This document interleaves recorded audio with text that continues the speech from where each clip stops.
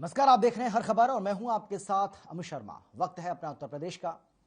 उत्तर प्रदेश विधानसभा चुनाव 2022 में 5वें चरण का मतदान रविवार को सुबह 7 बजे शुरू होगा। सुबह 7 बजे से शाम 6 बजे तक वोट डाले जाएंगे, जिसमें 12 जिलों की 61 विधानसभा सीट पर 693 प्रत्याशियों के भाग्य का फैसला होगा।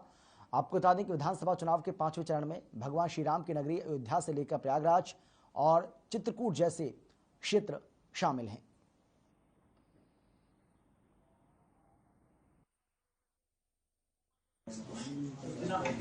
उत्तर प्रदेश में विधानसभा सामान्य निर्वाचन 2022 के पंचम चरण में 61 विधानसभा निर्वाचन क्षेत्रों में दिनांक 27 फरवरी 2022 को मतदान होगा।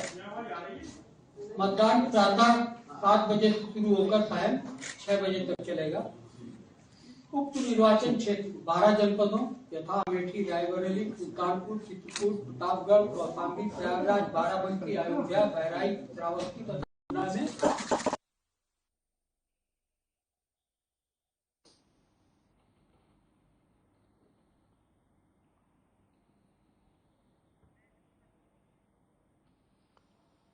तो कल यूपी चुनाव के लिए 5वें चरण का मतदान होना है। 5वें दौर का मतदान होगा, जिसमें कई महत्वपूर्ण सीटें शामिल हैं और 693 प्रत्याशियों की किस्मत का जो फैसला है वो होना है। इन सभी प्रत्याशियों की किस्मत ईवीएम में कल कैद हो जाएगी। 5वें चरण के मतदान के लिए पोलिंग पार्टियां रवाना हो चुकी हैं और बेहद महत्वपूर्ण यह दौर, जिसमें बीजेपी की जो साख है वो भी दांव पर लगी हुई है, क्योंकि इनमें से अधिक सीटों पर बीजेपी ने पिछली बार जीत हासिल की थी।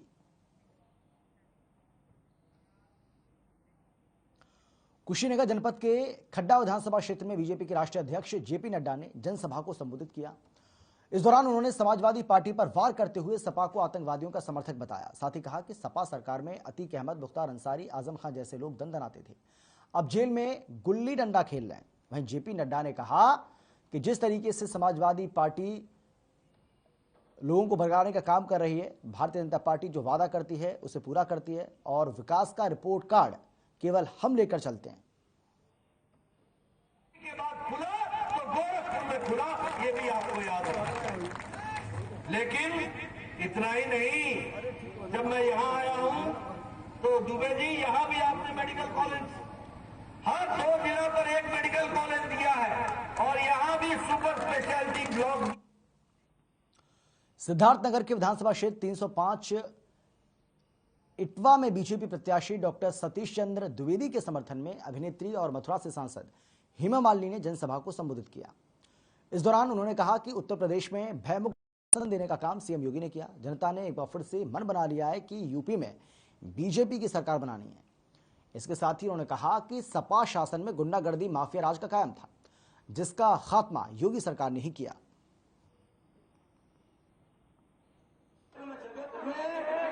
अपनी छाप छोड़ी है। सतीश द्विवेदी जिंदाबाद। खुशहाली का जीवन जी रहे हैं अभी और संपन्नता की जीवन जी रहे हैं। उनका ये सब यही है। पहले जैसा भूख और अत्याचार इन सब चीज से मुक्त हुए हैं और बहुत ही खुशहाली का जीवन जीने का अवसर मिल रहा है।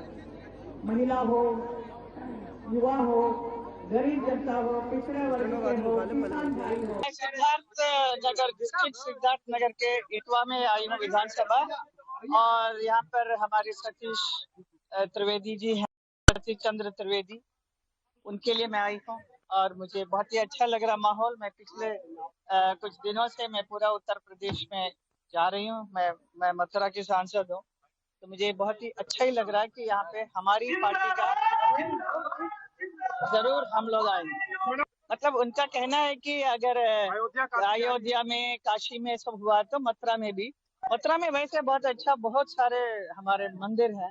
अभी उसमें और कुछ स्पेशल कॉरिडोर वगैरह कुछ बनाने का है प्लानिंग। कुशीनगर विधानसभा क्षेत्र के शिवपुर गांव में बीजेपी के उत्तर पूर्वी दिल्ली से सांसद मनोज तिवारी चुनावी जनसभा को संबोधित करने पहुंचे। इस दौरान उन्होंने कहा कि आज राम मंदिर बन रहा है और काशी विश्वनाथ मंदिर सज रहा है, गरीबों को मुफ्त राशन मिल रहा है, तो वहीं किसानों को मुफ्त बिजली, किसान निधि योजना का लाभ देकर बीजेपी सरकार ने सभी का सम्मान किया। आपको बता दें कि सांसद मनोज तिवारी ने गीत गाकर सरकार की योजनाओं के बारे में जानकारी दी।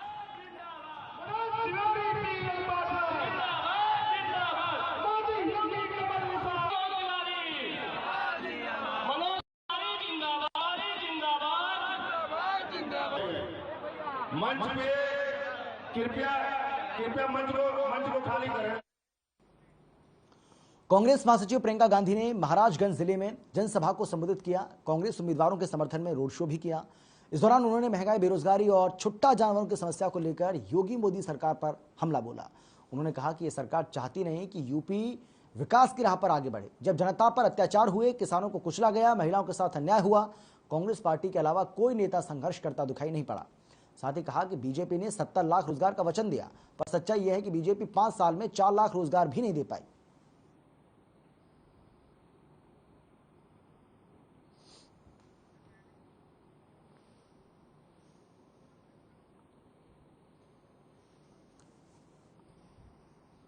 तो प्रियंका गांधी की ओर से रोड शो किया गया। इस दौरान उन्होंने समाजवादी पार्टी, बीजेपी पर जमकर निशाना साधा और उन्होंने कहा कि ये लोग मुद्दों पर बात ही नहीं करना चाहते हैं, ये लोगों को आपस में लड़ाने का काम करते हैं।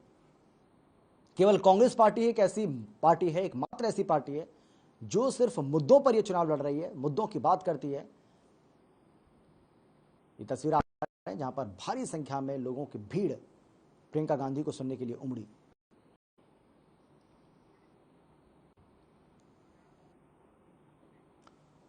गोरखपुर पहुंची बसपा सुप्रीमो मायावती ने बीजेपी पर जमकर निशाना साधा। मायावती ने कहा कि जो हमारा हाथी है वो योगी जी की नींद उड़ाए हुए है।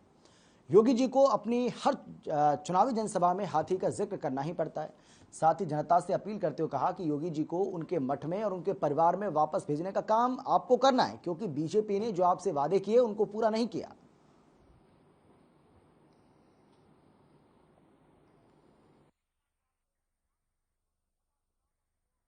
मुसलमानों के विकास व उत्थान की तरफ तो बिल्कुल भी ध्यान नहीं दिया है, बल्कि द्वेष की भावना के तहत इनको अधिकांश फर्जी मामलों में फंसा के इन्हें उजाड़ने एवं तबाह व बर्बाद आदि करने का ही पूरा प्रयास किया है।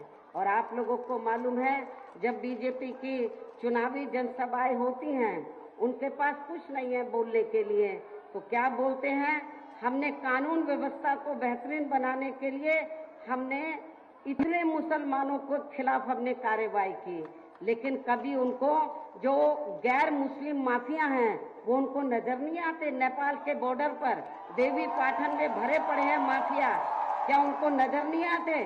उनके खिलाफ वो कार्रवाई नहीं करते हैं, लेकिन उनको कौन नजर आते हैं कि मुस्लिम समाज के लोग, वीकर सेक्शन के लोग, ये इनको नजर आते हैं, यही इनको अपराधी नजर आते हैं। लेकिन उनको ये मालूम होना चाहिए, यदि अपराध किसी एक व्यक्ति ने किया है उसकी सजा आप पूरे समाज को नहीं देंगे। यदि एक व्यक्ति खराब है आप पूरे मुस्लिम समाज को शक की नजर से देखेंगे, ये ठीक नहीं है।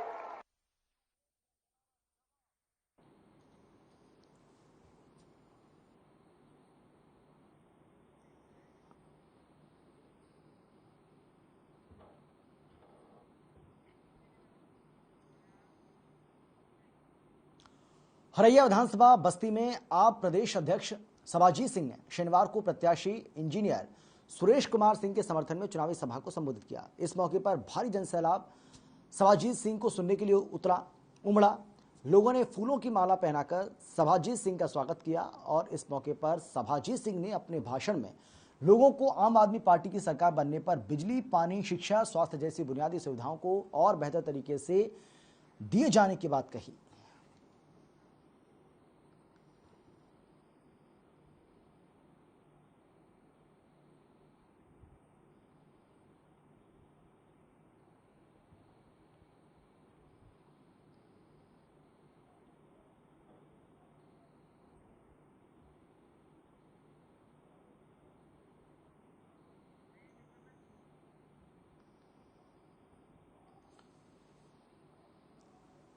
तो आम आदमी पार्टी के प्रत्याशी ने यहां पर अपने समर्थन में जनसभा को संबोधित किया, लोगों से वोट की अपील की और उन्होंने कहा कि अगर आम आदमी पार्टी की सरकार आप प्रदेश में बनवाएंगे, मुझे आप जिताएंगे तो बिजली, पानी, चिकित्सा, शिक्षा, स्वास्थ्य, इन सब को लेकर आम आदमी पार्टी की ओर से काम किया जाएगा।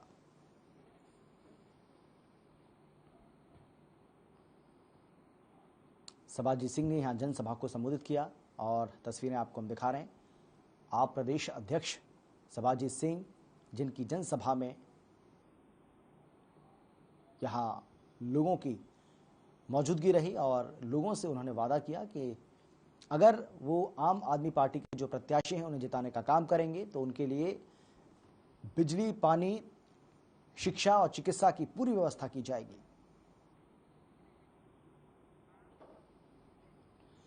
कहने को आबादी के लिहाज से देश के सबसे बड़े सूबे यूपी की राजधानी लखनऊ है। हर सरकार में लाखों करोड़ रुपए ट्रैफिक सिस्टम दुरुस्त करने और स्मार्ट सिटी योजना के तहत शहर की तस्वीर बदलने के लिए दावे किए गए, लेकिन नतीजा फिर भी सिफर है।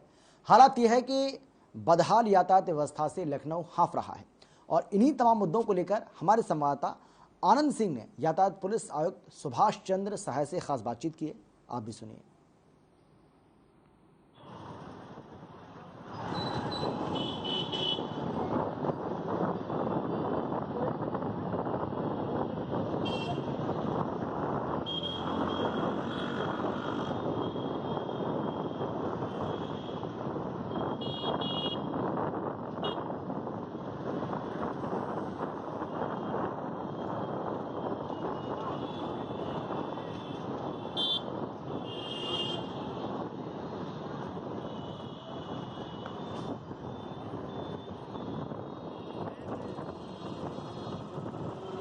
मैं इस समय मौजूद हूँ पुलिस उपायुक्त यातायात सुभाष चंद्र साग जी के साथ और लखनऊ राजधानी में जो इस समय ट्रैफिक का हाल है उसको लेकर सर से जानेंगे कि किन समस्याओं के कारण लखनऊ में जो इस तरह के जाम लग रहे हैं। सर पहले तो आपका बहुत बहुत स्वागत है।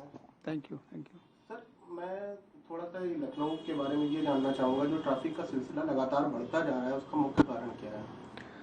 देखिए, आप स्वयं ही अवगत होंगे कि इस समय प्रत्येक व्यक्ति के पास वाहन है और मैं समझता हूँ कि जो परिवार एक है उसमें दोपहिया वाहन, चार पहिया वाहन सभी वाहन हैं। सड़कें हमारी चौड़ाई थोड़ी बड़ी है लेकिन अभी भी जो हमारी आबादी उसके मुताबिक कम है, तो स्वाभाविक है कि शहर में यातायात का दबाव होगा और वाहन बढ़ेंगे तो हम लोगों पर भी दबाव आएगा। हमारे पास जितनी भी जनशक्ति है यद्यपि हमारे नियंत्रण के मुकाबले काफ़ी कम है और इस समय काफ़ी पुलिस बल चुनाव ड्यूटी में भी लगा हुआ है, लेकिन अपनी जनशक्ति का पूरा उपयोग करते हुए हम शहर के लगभग 500 चौराहे संभाल रहे हैं और प्रायोरिटी के आधार पर हम जहां पर समस्या ज़्यादा है उन चौराहों पर पुलिस बल उपलब्ध करा रहे हैं। जिस प्रकार से आपका साफ शब्दों में ये कहना है कि अभी चुनाव के कारण काफ़ी बल नहीं है हमारे पास, जिन कारणों से चौराहों पे जाम का प्रभाव ज़्यादा बढ़ा है, तो अभी अगर मैं बात करूं कि आने वाले दिवगत समय में किस प्रकार से चीज़ों को जल्दी से जल्दी व्यवस्थित कर लिया जाएगा शहर में? देखिए, शहर में जो जाम की समस्या उसका एक बहुत बड़ा समाधान होने जा रहा है। हमारा जो किसान पथ है जो कि रिंग रोड है लखनऊ का, जब ये पूरा तैयार हो जाएगा और मैं समझता हूँ इस साल में पूरा तैयार हो जाना चाहिए, जैसे ही ये पूरा तैयार हो जाएगा तो हमारी जो नो एंट्री की व्यवस्था है, जितने भी हैवी ट्रैफिक हैं अगर वो शहर के अंदर नहीं आ पाएंगे तो जाम अपने आप स्वतः काफ़ी हद तक कम हो जाएगा और जो रहेगा जहाँ जहाँ पर समस्या आएगी वहाँ पर हमारा पुलिस बल इसको नियंत्रित करने में पूरी तरह सफल होगा। सर मैं बात करूं तो कहीं ई रिक्शों की संख्या बहुत अधिक मात्रा में बढ़ गई है, जिन कारणों से देखने को मिलता है, चाहे वो चारबाग का एरिया हो लखनऊ में, चाहे वो हजरतगंज चौराहा हो, चाहे वो कैसरबाग चौराहा हो, भिन्न भिन्न क्षेत्र हैं, इन सब क्षेत्रों पे जो ई रिक्शों का पूरी तरह से अतिक्रमण बढ़ा हुआ है, इन कारणों से जाम में काफ़ी वृद्धि आई है। इस बारे में आप क्या कहना चाहेंगे? जी, आपकी बात बिल्कुल सही है। मैं काफ़ी संख्या में ई रिक्शा शहर के अंदर चले, मैंने RTO विभाग से भी इस संबंध में पूरी जानकारी मांगी है और सबसे बड़ी बात है कि जितने भी शहर के रोड्स हैं उनकी क्षमता के मुताबिक कहीं पर भी उनको खड़ा होने के लिए जगह अभी तक हमारी जानकारी में नहीं है। इस संबंध में मैं नगर निगम से भी बात करूंगा ताकि इनको सुगम यातायात अगर उन्होंने रजिस्ट्रेशन करवाया है और जनता की सुविधा के लिए उतारा गया है तो उनको पार्किंग की और स्टैंड्स की जगह भी उपलब्ध होनी चाहिए, तभी हम बेहतर यातायात दे सकते हैं शहर में। तो ये थे हमारे साथ पुलिस उपायुक्त यातायात सुभाष चंद्र साग जी, जिनका साफ तौर पर ये बोलना है कि हमने ई रिक्शों को लेकर कई आरटीओ को अवगत करा दिया है और साथ में नगर निगम को भी अवगत कराया है कि जो स्टैंड गाड़ियां लगती हैं उसके स्टैंड की भी जगह नगर निगम बनाए। तो अगर ये समस्याओं को आरटीओ नगर निगम भी समझेगा तो कहीं ना कहीं ट्रैफिक में जो इतनी वृद्धि लखनऊ शहर में बढ़ी हुई है वो कहीं ना कहीं कम होगी। तो आगे देखना है कि ये जो सुभाष चंद्र साग जी द्वारा अवगत कराया गया है कि इसमें आरटीओ और नगर निगम कितना संज्ञान लेती है। कैमरामैन अनिल के साथ आनंद सिंह, हर खबर।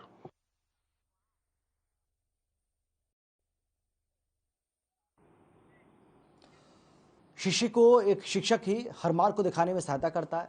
ज्ञान को अर्जित कराने में एक शिक्षक की अहम भूमिका होती है और ये बात हम बखूबी जानते हैं। लेकिन कभी कभी शिक्षक भी अपने ज्ञान को भूलते हुए बेरहम बन जाता है। आपको बता दें कि बानगी घाटमपुर में एक स्कूल में एक मामला देखने को मिला जहां 9 वर्षीय छात्र को अपनी सहपाठी छात्रा का नाम पूछना भारी पड़ गया, जिसके बाद स्कूल के प्रिंसिपल ने उसकी बेरहमी से डंडों से पिटाई कर दी और इसके बाद डरा सहमा पीड़ित छात्र जब घर पहुंचा तो उसने आप बीते परिजनों को बताई। गुस्साए परिजनों ने कोतवाली में शिकायत दर्ज कराई, जिसके बाद पुलिस तहरीर के आधार पर कार्रवाई शुरू कर चुकी है। ये है कि हमारा भतीजा मुहैया स्कूल में पढ़ने गया था जी। किसी बात को लेकर प्रधानाध्यापक ने उसे बहुत बुरी तरह से पिटाई करी है। क्या किस वजह से, क्या लगता है आपको किस वजह से मारा पीटा है? ये तो वही जान सकता है क्योंकि भतीजा है वो छोटा सा, ये बता रहा था कि मैं बाथरूम गया था, वहीं खड़ा था, बस आया और पकड़ के मारने लगा मुझको। तक रहने वाले संत बैरागी बाबा स्कूल में पढ़ने वाले हमें सर ने मारा था और मैडमों ने मारा था, इसलिए हम थाने आए। क्या वजह रही मारने की? एक गुटिया से नाम पूछा। किस चीज से मारा था? डंडा से, स्टिक से। किस क्लास में पढ़ते हो? 6th class.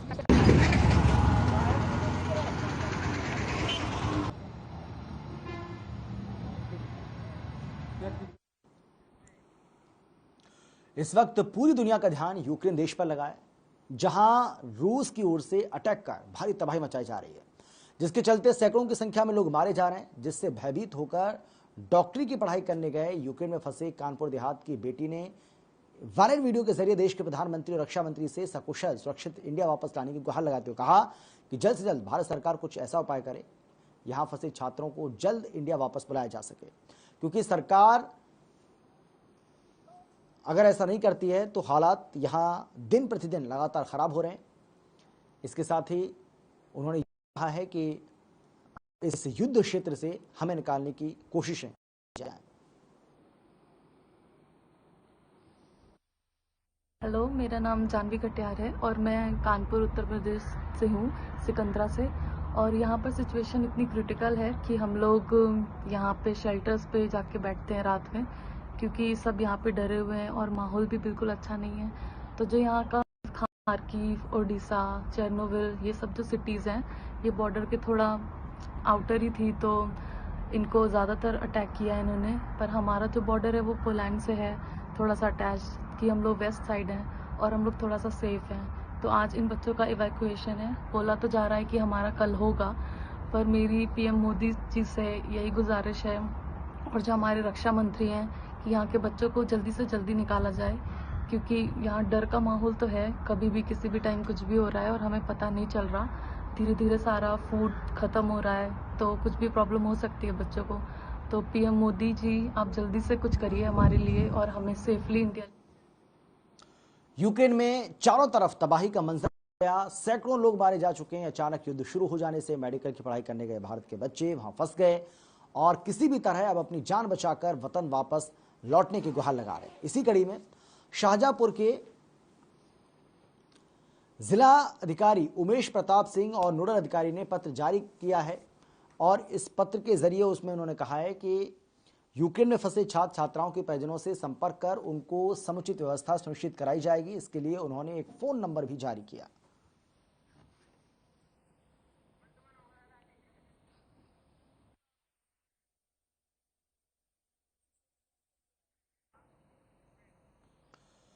लखनऊ के बलरामपुर अस्पताल में एक तीमारदार जो अपने मरीज को लेकर 2 दिन से अस्पताल के चक्कर काट रहा था, लेकिन उसकी कोई सुनवाई नहीं हो रही थी।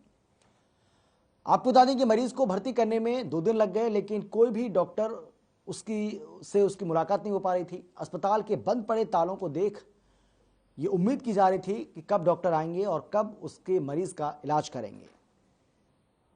मेरा नाम मोहम्मद रिजवान है। मैं अलीगंज का लखनऊ का रहने वाला हूँ। मैं किसी गांव का नहीं रहने वाला हूँ, मैं इसी शहर का रहने वाला। मुझे इतनी समस्या आ रही, मुझे कल से दौड़ना पड़ रहा है।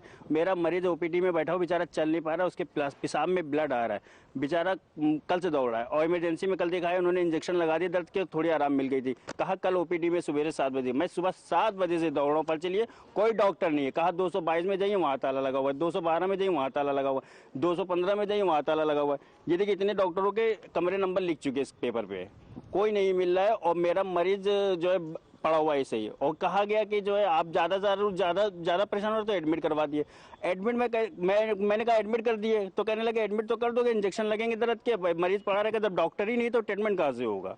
बताइए, मरने के लिए मैं उसको छोड़ दूं यहाँ पे? क्या करूं? आपने किसी अधिकारी से मिलने का प्रयास किया, बड़े सीनियर डॉक्टर से? मैंने बड़े डॉक्टर से प्रयास किया। उन्होंने लिख करके दिया, जाइए फला सर्जन को दिखा दिए, वो भी नहीं है। फिर उन्होंने कहा फला को दिखा दिए, वो भी नहीं मिले। अब मैं यहाँ प्यारो ऑफिस के पास में आया था, साहब के पास आया था। मैं साहब के पास अपनी समस्या लेकर गया, तो साहब भी नहीं है यहाँ पे, मौजूद नहीं है। खैर होंगे यहीं कहीं, लेकिन यहाँ पे मुझे नहीं मिले। मेरी समस्या को ये तो हल किए, हर आदमी बेचारा बहुत परेशान है।